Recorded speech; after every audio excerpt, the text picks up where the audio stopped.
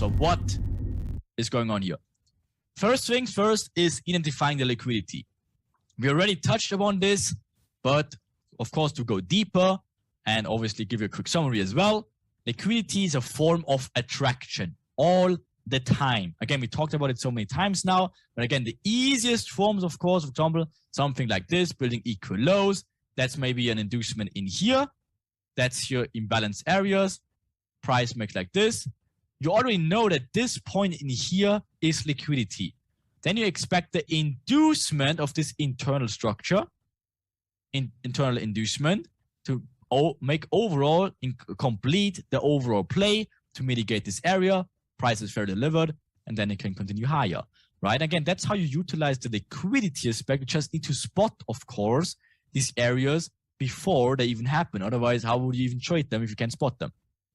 Enigma delivers, of course, market by hunting this liquidity. So first, they will build up the liquidity. First, Enigma is saying, okay, let me build a buy trend now to get everyone on the buy side. Let me show this huge, strong support area to get everyone on the buy side. To do what? To build up liquidity, and then, of course, to come back further, building up, showing the trend, everyone is buying, thank you, grabbing the liquidity, making an imbalance, making an internal break of structure, comes back, mitigation, there you go. First, observing and waiting what they're doing, showing the equal low, showing the false trend, showing the inducement, showing the imbalance, showing the internal break of structure, coming back here, mitigating, off to races. Okay? Liquidity and inducements go hand in hand. You need to understand that. Of course, if there's liquidity, there most likely will be an inducement. There cannot be an inducement without liquidity.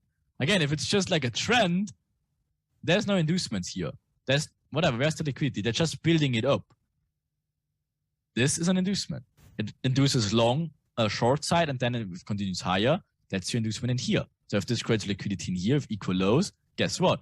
You expect the inducement of this internally in balances here, mitigation, and you can go higher. See the difference? Important. Lower time frame can always become higher time frame liquidity. And when it does, it becomes very important. The concept of liquidity, just to make it very clean for everyone, just because they're building up like these equal highs in here, does not mean the market needs to go up immediately and grab that and go lower then. No. The concept of liquidity only works if they show their liquidity. So this equal highs in here can stay there for like a week, and then a week later, they will get neutralized. It doesn't need to be always the case. So again, just because you identify the liquidity doesn't mean it needs to be taken away right away. That's how you need to start being like a chess player and have to think a few steps further or ahead. Right? So the liquidity doesn't always need to be taken out immediately, because again, if it would be like that, of course, people and also programs will notify that. That's why they need to show the liquidity first, and sometimes they show it for a while. So again, just before we show an Asia high in here with equal highs, and they inducing low here, doesn't mean necessarily they need to go immediately up there. No, they can mess around in here, make this, go sideways, whatever, inducing low first, whatever, and then the next day happens, okay, Asia range, inducement low, and now grabs this liquidity.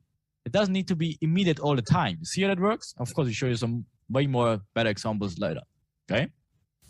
So one of them being, for example, this. So if you have Asia range, normally as you do, what do you see already? Liquidity is being formed. Awesome. So what do you do? What do you see at this point already, just to back up pretty much what you learned so far? What is going on here? Please let me know what they're doing in here. What is the rest of the world doing? What do they see? Is that a double top? Whatever. Is there a huge ass resistance area? Is that a trend forming? Is that a whatever breakout in here? I don't even know. What is the world doing? So are they selling, or are they buying, or what do they do? Right? Selling, of course. They're selling. So now what is going on here? Play it with your mind. So now what did you learn? What is going on? Session changeover. London kicks in and says, thank you. Thank you, thank you, thank you. Tube. Right? To make the first tube. And now guess what? What is going on? Now you're having your internal break of structure. Finding your imbalance area. This is already mitigated. Let's say like this. That's the more advanced approach of entering. That's the safer approach of entering. So you will learn from us, of course, how you can enter those areas, like literally with a limit order. Then you can learn how to enter these areas as the first re-entry, and then the safer entry in here. All of those 3 entries, of course, we will show you in depth on day 3 and 4, and of course, in way deeper depth on day 5 and 6. Right? So technically, we'll always have 3 entries. The extreme, the first mitigation, and the second mitigation. Of course, there's so many multiple confluences for this trade, for example, and stuff like that. We will learn them more. But for now, just understand, the overall bigger picture. So what should happen next? Question, is this an area you should sell for? There you go. Love it. Smart money trap. Of course, what should do a smart money trap do? It gives a false reaction to trap even more people in. And guess what? This is the double top. What do they do in here? They don't smoke it right away. They show even a little pullback to fake the triple top now. And then, of course, inducing in here. Same thing, gives the now going on. Now inducing all the people going long now. What do we see? We see, of course, a break of structure in here. What is going on? We identify our liquidity zones or imbalance zones. There you go. Mitigation. What can we expect? Moving lower. And then we trade the order flow. Same thing all over again. Seems easy. You will see in charts. It can literally be that easy. Sounds too easy, but it's definitely not. You will be surprised and you will love it. So if you look at the cycle though, like identifying the liquidity.